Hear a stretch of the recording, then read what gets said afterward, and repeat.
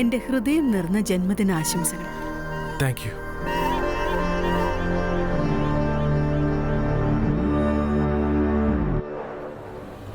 രാജാധിരാജൻ ശരൺ എഴുന്നള്ളുകയാണ്.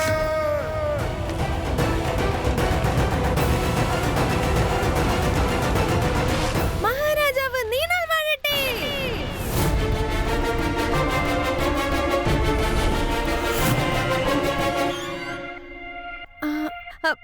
ഞാൻ ഞങ്ങളുടെ മൂന്നുപേരുടെയും മഹാരാജാവ്. ഭാര്യയെ ജീവനത്തിലെ സ്നേഹിക്കുന്ന, മകനെ കണ്ണിലുണ്ണിയായി നോക്കുന്ന, പിന്നെ മകളുടെ സ്നേഹനിധിയായ രാജാവ്. സ്നേഹത്തിന്റെ മുഴുവൻ രൂപമോ? ഇല്ല ഇല്ല ഇല്ല, വാക്യങ്ങൾ ഒന്നിനൊന്നും മേച്ചോന്നില്ല. അത് കറക്റ്റ് ആയിട്ട് ഒന്ന് റൈം ചെയ്യണം. റൈം ഉണ്ടല്ലോ, പക്ഷെ സ്നേഹം ഉണ്ടല്ലോ. ആ, സ്നേഹമൊക്കെ ഉണ്ട്, പക്ഷേ അത് റൈം ചെയ്യണമല്ലോ. ആ, ഭാര്യയ്ക്ക് വേണ്ടി മരിക്കാനും തയ്യാറാ. കൺകളിൽ മകനോടുള്ള സ്നേഹം, പിന്നെ മകൾക്ക് വേണ്ടി ജീവൻ തന്നെ കൊടുക്കുന്ന സ്നേഹം.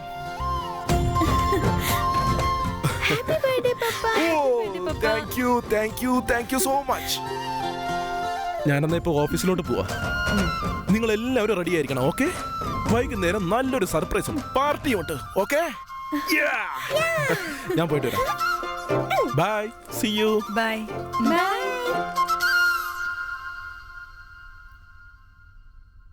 അതെ അവി, ഇങ്ങോട്ട് നോക്കി. പാർട്ടി ഈവനിങ് അല്ലേ? പക്ഷെ പപ്പയ്ക്ക് ഗിഫ്റ്റ് നമ്മൾ അതിനു മുൻപേ കൊടുക്കണം. നമ്മുടെ പ്ലാൻ എന്താന്ന് ഓർമ്മയുണ്ടല്ലോ?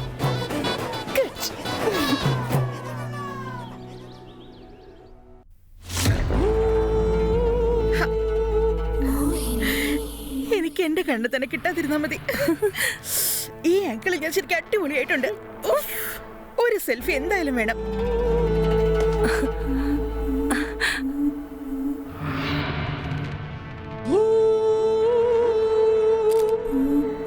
എങ്ങനെയുണ്ടത്? വളരെ വളരെ സുന്ദരിയായിട്ടുണ്ട്. ഇതുപോലെ തന്നെ ഈ കണ്ണാടി ഇങ്ങനെ കണ്ണ് ചിമ്മാതെ നോക്കിക്കൊണ്ടിരിക്കുകയാണെങ്കിൽ സത്യം പറയാ കണ്ണാടി ഒടിഞ്ഞു പോകും. നിനക്കറിയോ ഈ അപ്സര ഭംഗി എനിക്ക് എവിടെ നിന്നാ കിട്ടിയതെന്നുള്ളത്? എവിടെന്നാ? എന്റെ മുത്തശ്ശി പറയാറുണ്ട്, ഞാൻ ജനിച്ച സമയത്തുണ്ടല്ലോ എല്ലാ നക്ഷത്രങ്ങളും ചന്ദ്രനെ പോലെ തിളങ്ങായിരുന്നു. അതുകൊണ്ടാണ് ഞാൻ ചന്ദ്രനെ പോലെ സുന്ദരിയായത്. ആ ചന്ദ്രനിൽ ഇത്രയും വലിയൊരു കളങ്കമില്ലാതിരുന്നാ മതി.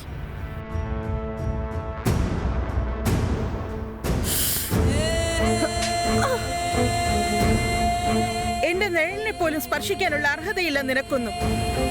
മറക്കണ്ട നിന്റെയൊക്കെ അവസ്ഥ എന്താണെന്നുള്ളത്. എന്ത് ലഭിച്ചിട്ടുണ്ടെങ്കിലും അതെല്ലാം റാണിയമ്മ കാരണമാണ്. അറിയാതെ പറ്റിപ്പോയതാ. തെറ്റ് എനിക്കാ സംഭവിച്ചത്. ഇല്ലെങ്കിൽ എന്റെ കാലടി നിൽക്കാൻ അർഹതയില്ലാത്തവരെ എന്റെ കൂടെ നിർത്തേണ്ടി വരില്ലായിരുന്നല്ലോ. ഇനി ഇവിടെ നിന്ന് എന്താ ചെയ്തോണ്ടിരിക്കുന്നേ? പോ ഇവിടുന്ന്. മതി, വാ ഇങ്ങോട്ട്. എന്തോ നോയിക്കൊണ്ടിരിക്കുന്നേ? വാ.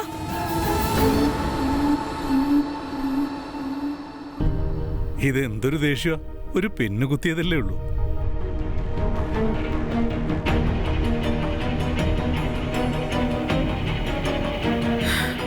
പക്ഷെ കുത്തിയത് നേരെ ഹൃദയത്തിലേക്കായിരുന്നല്ലോ. പക്ഷെ നിങ്ങൾക്ക് എന്തറിയാനാ? ജീവിതത്തിൽ എന്തെങ്കിലും നേടിയെടുക്കാനുള്ള ആഗ്രഹമേ ഇല്ലല്ലോ. ഒരു കാര്യം പറയട്ടെ, ദേഷ്യം വരുമ്പോ നിന്നെ കാണാൻ കൂടുതൽ സുന്ദരിയാ.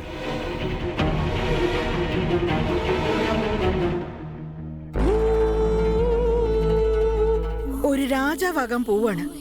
അല്പമെങ്കിലും രാജകീയ മര്യാദകൾ പഠിച്ചൂടെ? മുഖവും രൂപവും ഒന്നും മനുഷ്യന്റെ കൈകളിലുള്ള കാര്യമല്ലല്ലോ.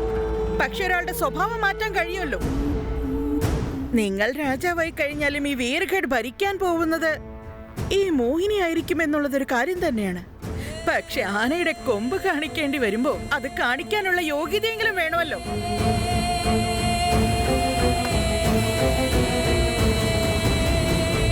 നീ എന്താ സംസാരിച്ചോണ്ടിരിക്കുന്നത്?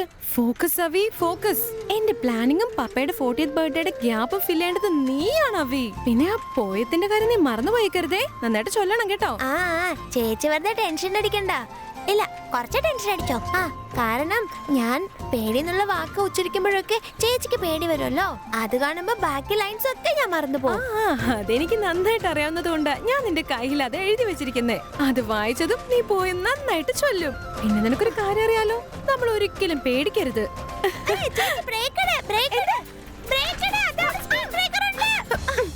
കുഴപ്പമൊന്നുമില്ലല്ലോ. ഇല്ല. ചേച്ചി, അമ്പലത്തിന് ലോക്ക്ഡൌൺ ആണെന്നാ തോന്നുന്നത്. വാ നമുക്ക് തിരിച്ച് വീട്ടിലേക്ക് പോകാം. പപ്പയ്ക്ക് ബിലേറ്റഡ് ബർത്ത്ഡേ ഗിഫ്റ്റ് കൊടുക്കാന്നേ. ഇല്ലല്ല, ഗിഫ്റ്റ് ഇന്ന് തന്നെ കൊടുക്കണം. എന്റെ കൂടെ വന്നേ. നിക്ക്, ആർക്കും അകത്തേക്ക് പോകാൻ പറ്റില്ല. ചേച്ചി എന്തിനാ ടെൻഷൻ അടിക്കുന്നത്? നമ്മള് നടന്നല്ലല്ലോ വന്നത്, സൈക്കിളിലല്ലേ. നമുക്ക് സൈക്കിളിൽ തിരിച്ചു പോന്നേ. സൈക്കിളിലല്ല, കുട്ടിയാനയില്. എന്ന് അങ്ങോട്ട് നോക്കി, അതാണ് നമുക്ക് അകത്തേക്ക് കയറാനുള്ള ടിക്കറ്റ്.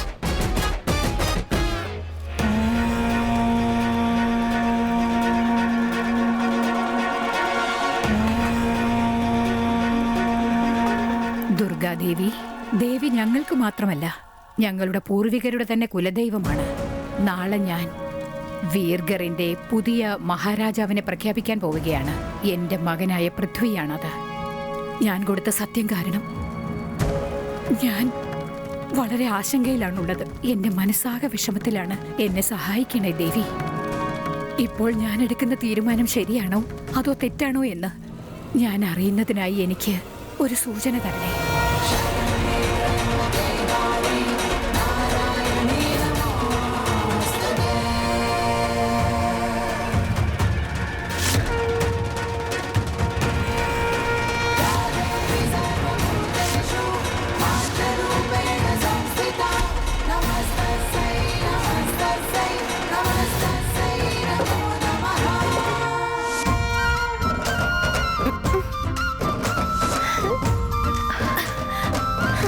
നിനക്ക് കുഴപ്പമൊന്നുമില്ലല്ലോ?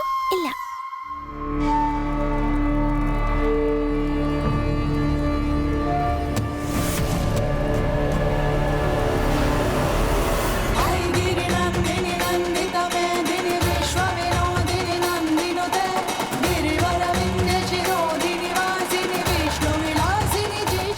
ഇവിടെ നിന്ന് നീയാണ് എല്ലാ കാര്യങ്ങളും ശ്രദ്ധിക്കേണ്ടത് അവി. നീ എങ്ങനെയെങ്കിലും മഹാറാണിയുടെ മനസ്സിൽ കയറി പറ്റണം. കേട്ടല്ലോ? നമ്മുടെ പപ്പയ്ക്ക് നമ്മൾ ബർത്ത്ഡേ ഗിഫ്റ്റ് ആയിട്ട് പുതിയ ജീവിതം കൊടുക്കാൻ പോകുന്നത്. ചേച്ചി എന്തിനാ ടെൻഷൻ നീ അടിക്കുന്നത്? ഒരു ചോദ്യം ചോദിക്കണ്ട. നീ ചെന്ന് ആരാന്ന് കാണിച്ചു കൊടുക്ക. ചേച്ചി ഒന്നും വിഷമിക്കണ്ട. ദേ ഈ ചേച്ചിയുടെ എന്നെ എല്ലാം നോക്കിക്കോളാം.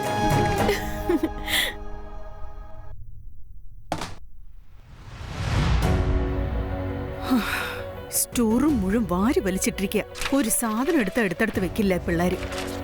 രണ്ടെണ്ണം ഇങ്ങോട്ട് വരട്ടെ, കൂട്ടുക്കുന്നുണ്ട് ഞാൻ.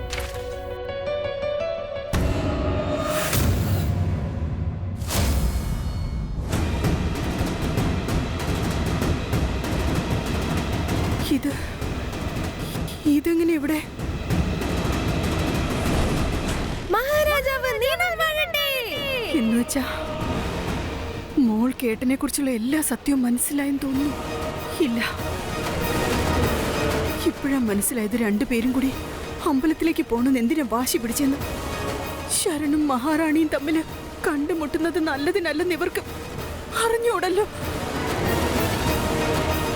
എന്റെ ഭഗവാനെ, ചിലപ്പോ വല്ല പ്രശ്നം ഉണ്ടായാലോ. ഞാൻ എങ്ങനെയാലും അവിടെ പോയേ പറ്റൂ. ശരണും മഹാറാണിയും തമ്മിൽ കണ്ടുമുട്ടാതിരിക്കാൻ എന്തെങ്കിലും ചെയ്തേ പറ്റൂ.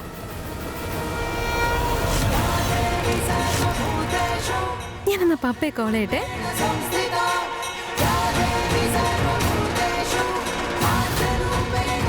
പ്ലീസ് പപ്പ, ഇത്രയും ചോദ്യങ്ങൾ ചോദിക്കല്ലേ. ഒന്ന് പെട്ടെന്ന് വാ. ഞങ്ങൾ ഇവിടെ മേട്ടുകളിലുള്ള ദുർഗാദേവി ക്ഷേത്രത്തിലുണ്ട്. ഒന്ന് പെട്ടെന്ന് വാ പപ്പ.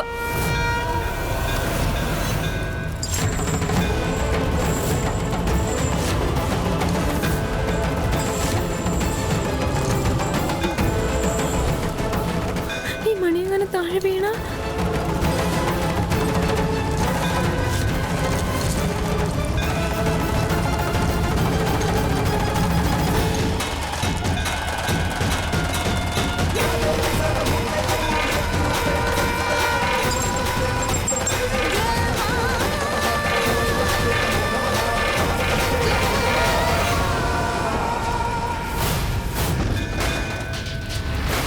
റാണിഷ,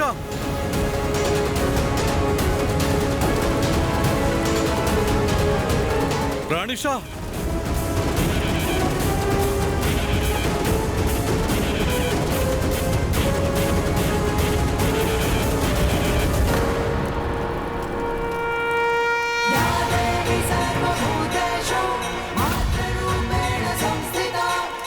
ദുർഗാദേവി, കാര്യങ്ങളൊക്കെ നല്ല രീതിയിൽ നടക്കുന്നുണ്ട്. പപ്പയുടെ എൻട്രി മാത്രം കറക്റ്റ് സമയത്തായാൽ മതിയായിരുന്നു. Please please.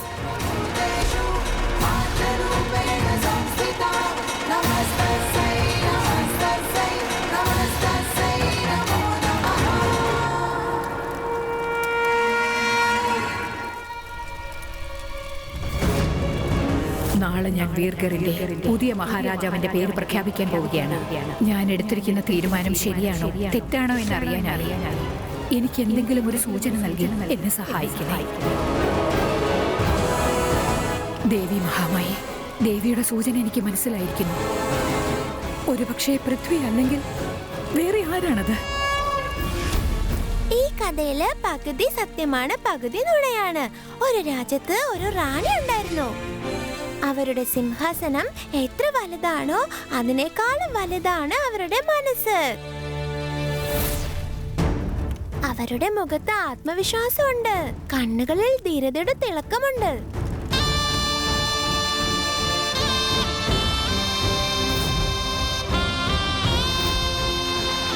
ചില സമയത്ത് തീനാളവും, ചില സമയത്ത് മെഴുകും, ചില സമയത്ത് കല്ലുമായിരുന്നു.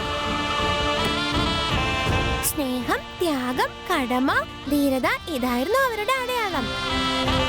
ജീവിതത്തിൽ എന്തൊക്കെ നഷ്ടപ്പെട്ടാലും ധൈര്യത്തോടെ നിൽക്കുന്നതാണ് ധീരത. കാറ്റിന്റെ ദിശ പോലും മാറ്റുന്നതിന്റെ പേരാണ് ധീരത.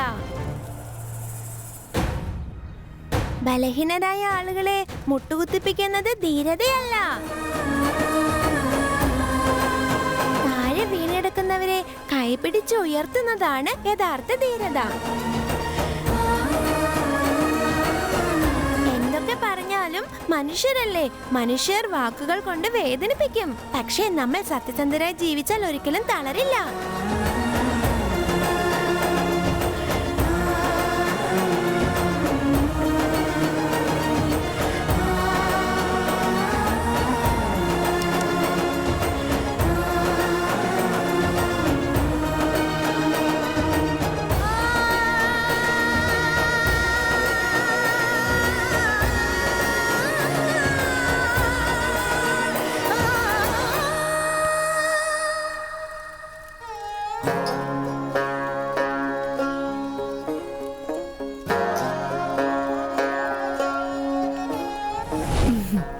മോനെ, കുങ്കുമപ്പൂ പ്രസാദം. എനിക്കോ? പക്ഷെ അമ്മായി, ഇത് നിങ്ങള് ആർക്കും അങ്ങനെ കൊടുക്കാറില്ലല്ലോ.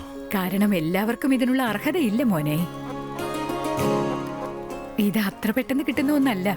ഇത് നമ്മളെ സമ്പാദിക്കണം. ദാ മോനെ.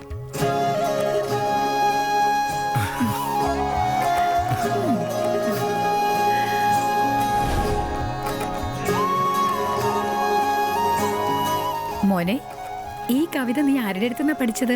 എന്റെ പപ്പ പഠിപ്പിച്ചതാ. മോന്റെ അച്ഛനാരാ? ദേ അങ്ങോട്ട് നോക്കിയേ, അതാ എന്റെ പപ്പ.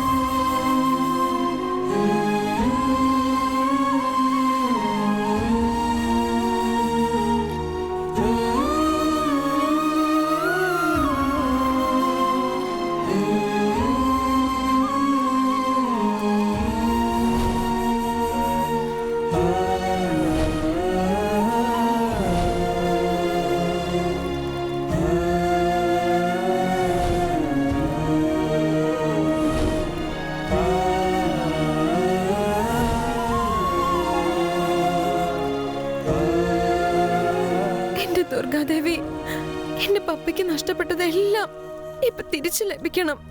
എന്റെ പപ്പയെയും മഹാറാണിയെയും ഇനി എന്നത്തേക്കുമായി തിരിച്ചൊരുമിപ്പിക്കണേ.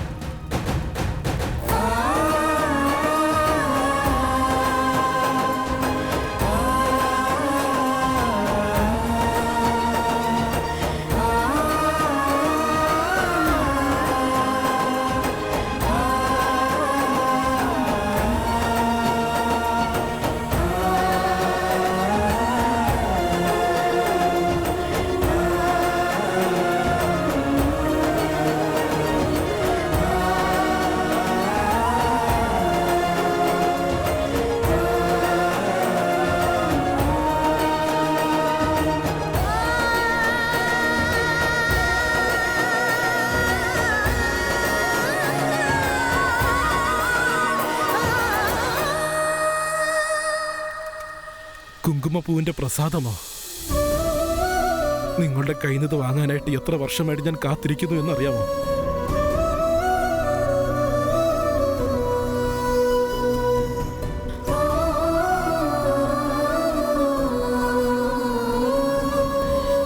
ചേച്ചി എനിക്കെന്തിനാ കരച്ചിൽ വരുന്നേ? കാരണം ഇനി സംഭവിക്കാൻ പോകുന്നത് ഈ ലോകത്തിലെ ഏറ്റവും സുന്ദരമായ കാഴ്ചയാണ്. കുറെ വർഷം മുമ്പ് പകുതിയിൽ അവസാനിച്ച കഥ ഇതാ ഇപ്പൊ വീണ്ടും തുടങ്ങുകയാണ്. നീ നോക്കിക്കോ, രണ്ടുപേരും മുഖാമുഖം നോക്കി നിൽക്കും. സന്തോഷം കൊണ്ട് ഒന്നും സംസാരിക്കില്ല. അപ്പോഴേ മഹാറാണി അവരുടെ ഇടത് കൈ നീട്ടു. എന്നിട്ട് വലത് കൈയിലുള്ള ബോക്സ് ഇടത് കൈയിലോട്ട് വെച്ച് പതുക്കെ ആ ബോക്സിന്റെ അടപ്പ് തുറക്കും. അപ്പൊ നമ്മുടെ പപ്പയുടെ ശ്രദ്ധ മുഴുവനും ആ ബോക്സിനകത്തുള്ള കുങ്കുമപ്പൂവിൽ തന്നെയായിരിക്കും. എന്നിട്ടിപ്പോ റാണി അതിൽ നിന്ന് ഒരു ഇതളെടുത്ത് നമ്മുടെ പപ്പയുടെ വായിലോട്ട് വെക്കും. അതിനുവേണ്ടി ഒരു പൂ കയ്യിലെടുക്കും.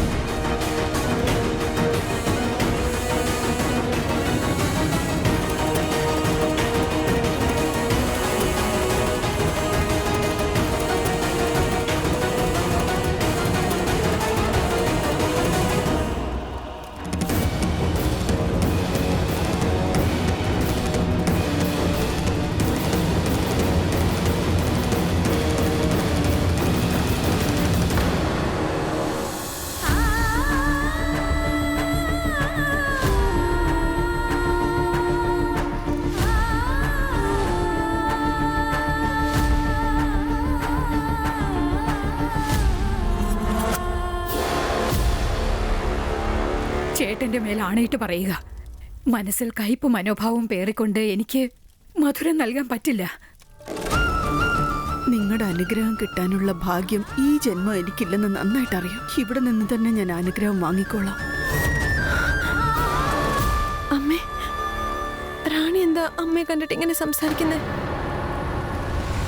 അമ്മായി, വെള്ളം ഒഴുകും തോറും ആ പാതയിലെ പാറയെ പോലും പിളർക്കാറുണ്ട്. പക്ഷെ നിങ്ങളുടെ മനസ്സ് ഒരു അമ്മയുടെ മനസ്സാ. നിങ്ങളുടെ ഇത്രയും വലിയ മനസ്സിൽ എനിക്ക് അല്പം പോലും സ്ഥാനമില്ലേ? കൊച്ചുനാൾ മുതലേ നിന്നെ എന്റെ മനസ്സിൽ പൊതിഞ്ഞ് സൂക്ഷിച്ചു വെച്ചിരുന്നതാ. പക്ഷെ നീ എന്താ ചെയ്തത്? നീ ആ മനസ്സിനെ തന്നെ ആട്ടി ഓടിച്ചിട്ട് വീർഗർ ഉപേക്ഷിച്ചു പോയില്ലേ? നിന്റെ രാജതിലകത്തിന് വേണ്ടി എന്റെ കൈകൊണ്ട് തന്നെ പൂക്കൾ ഉപയോഗിച്ച് ഞാൻ മാല കോർത്തു വെച്ചിരുന്നതാ. പക്ഷെ നീ തെരുവിൽ കിടക്കുന്ന വാടിയ പൂക്കൾ കൊണ്ടുള്ള മാലയെടുത്ത് അവളെ വിവാഹം കഴിച്ച് വീട് വിട്ട് ഇറങ്ങിപ്പോയി. എത്രയോ തവണ താക്കീത് നൽകിയിട്ടും നീ രാജ്യത്തെക്കുറിച്ച് ഒട്ടും ചിന്തിക്കാതെ ഞങ്ങളെ അപമാനിക്കുകയാ ചെയ്തത്. അമ്മായി, നീ വീർഗറിന്റെ ഭാവി മഹാരാജാവാണെന്നുള്ളത് എങ്ങനെയാണ് മറന്നുപോയത്? നീ എങ്ങനെയാണത് മറന്നുപോയത്? നീ ഈ വീട്ടിലേക്ക് മരുമകളായിട്ട് കൂട്ടിക്കൊണ്ടു വന്നവൾ ഒരു നാട്യക്കാരിയാണ്, അഭിനയിക്കുന്നവളാണെന്ന് എങ്ങനെയാണ് മറന്നത്? ഇതുപോലെയുള്ളവർക്കൊക്കെ അവരുടെ കളി കഴിഞ്ഞ ശേഷം പണം വലിച്ചെറിഞ്ഞു കൊടുത്ത് പുറത്തേക്ക് അയക്കുകയാണ് വേണ്ടത്. ഇങ്ങനെ പൂമാലയിട്ട് സ്വീകരിച്ച് വീട്ടിലേക്ക് കൂട്ടിക്കൊണ്ടു വരികയല്ല വേണ്ടത്. നീ ഞങ്ങളുടെ ഈ വീടിന്റെ അന്തസ്ത് മാത്രമല്ല, എന്റെ മനസ്സ് കൂടിയാണ് തകർത്ത് കളഞ്ഞത്. എങ്കിലും വീർഗറിന്റെ നന്മയ്ക്ക് വേണ്ടി വരാനിരിക്കുന്ന രാജാവിന് ഞാൻ ഒരവസരം കൂടി നൽകുകയാണ്. ആ നിൽക്കുന്ന പെൺകുട്ടിയുടെ കയ്യിൽ പിടിച്ച് ഈ വീട്ടിൽ നിന്ന് മാത്രമല്ല നിന്റെ ജീവിതത്തിൽ നിന്ന് തന്നെ അവളെ പുറത്താക്കണം. ഈ വിവാഹത്തെ കുറിച്ച് നീ മറന്നേക്ക്. നീ ചെയ്ത തെറ്റും ഞാൻ മറന്നേക്കാം. ചേട്ടന്റെ മേൽ ആണയിട്ട് പറയുകയാണ്, ഈ കളങ്കം ഇല്ലാതാക്കേണ്ടത് എന്റെ ഉത്തരവാദിത്വമാണ്. ആരും ഇതിനെക്കുറിച്ച് അറിയാൻ ഞാൻ അനുവദിക്കില്ല. പക്ഷേ ഇവളെ നീ ഉപേക്ഷിച്ചേ മതിയാകൂ. അമ്മായി, വാക്ക് കൊടുക്കുന്നതും അതിനനുസരിച്ച് പ്രവർത്തിക്കുന്നതും വീർഗട്ടിന്റെ അടയാളമാണ്. നമ്മൾ കൊടുത്ത വാക്ക് പാലിക്കാൻ വേണ്ടി നമ്മുടെ ജീവൻ തന്നെ ത്യജിക്കാം. ഇതാണ് വീർഗട്ടിന്റെ നിയമം. ഞാൻ അവൾക്ക് വാക്ക് കൊടുത്തു അമ്മായി. അത് പാലിക്കുന്നതിന് വേണ്ടി എന്റെ ജീവൻ ത്യജിക്കേണ്ടി വന്നാലും ശരി, അത് സന്തോഷത്തോടെ ചെയ്യാൻ വേണ്ടി ഞാൻ തയ്യാറാണ്.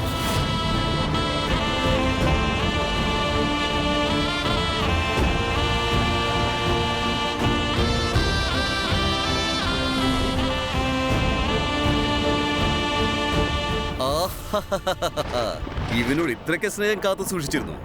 ഒന്ന് നോക്കി, അവന്റെ മുഖത്തോടൊന്ന് ശ്രദ്ധിച്ചു നോക്കിയേ. ആ ആട്ടക്കാരോടുള്ള പ്രണയം അവന്റെ കണ്ണുകളിൽ കാണാൻ പറ്റും. ആ പെൺകുട്ടിയോട് അടങ്ങാത്ത പ്രാന്താണ് അവന്. ആ ആട്ടക്കാരേക്കാളും ദുർബലനായി പോയല്ലോ ഇവൻ. ഈ കുടുംബത്തിന്റെ അനന്തരാവകാശി വീർഗഡിന്റെ അടുത്ത രാജാവാകാൻ പോകുന്ന ആളാണ്. ഇത്രയും ദുർബലനായി പോയല്ലോ. ഓഹോ, വിധി പാരമ്പര്യങ്ങളൊന്നും പിന്തുടരാത്ത ഒരു രാജാവ് വീർഗഡിലെ ജനങ്ങൾക്ക് മുമ്പിൽ എങ്ങനെ അവന്റെ മുഖം കാണിക്കും? അതുപോലെ അമ്മയ്ക്ക് എങ്ങനെ അവരുടെ മുഖത്ത് നോക്കാൻ പറ്റും? നന്നായി ആലോചിക്കേ. വീർഗഡിലെ ജനങ്ങൾക്ക് മുന്നിൽ എങ്ങനെ പോയി നിൽക്കും?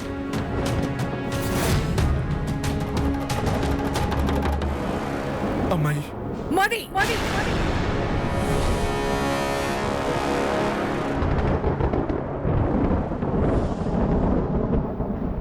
ഈ നിൽക്കുന്നവൾക്ക് ഒരിക്കലും ഈ രാജ്യത്തിന്റെ മഹാറാണിയാകാൻ പറ്റില്ല.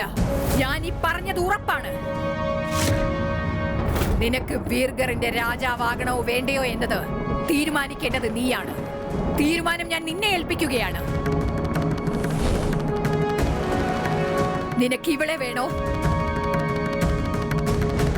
അതോ ഈ സിംഹാസനം വേണോ?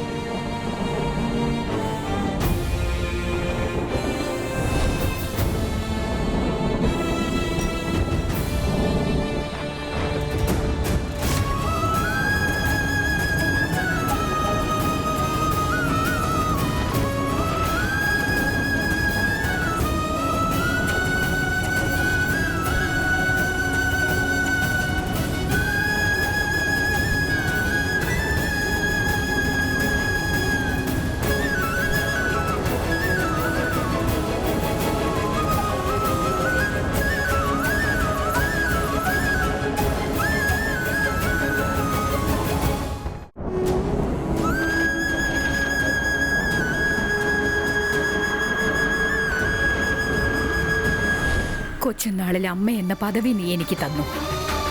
പക്ഷേ നീ ഒരൊറ്റ നിമിഷം കൊണ്ട് ഈ അമ്മയെയും ഈ ഭൂമിയെയും അപമാനിക്കുകയാണ് ചെയ്തത്. നീ വളർന്ന സ്ഥലം തന്നെ നീ മറന്നു.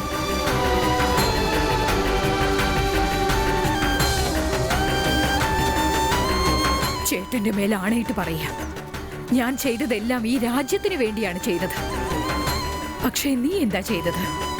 ഈ നിൽക്കുന്നവൾക്ക് വേണ്ടി നിന്റെ പുത്രധർമ്മവും രാജാവിന്റെ ധർമ്മവും മറക്കുകയാണ് ചെയ്തത്.